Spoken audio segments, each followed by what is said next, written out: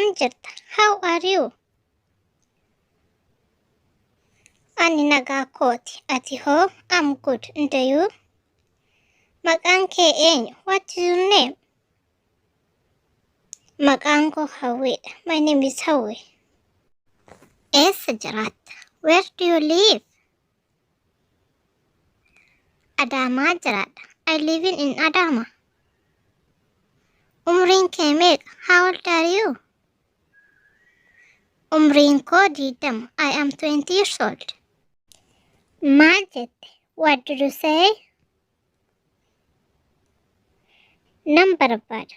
I want. Ani buna nan jaaladha. I like coffee.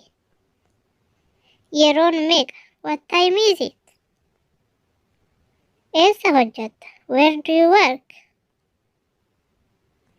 Maal hojjechaa jirta? What are you doing?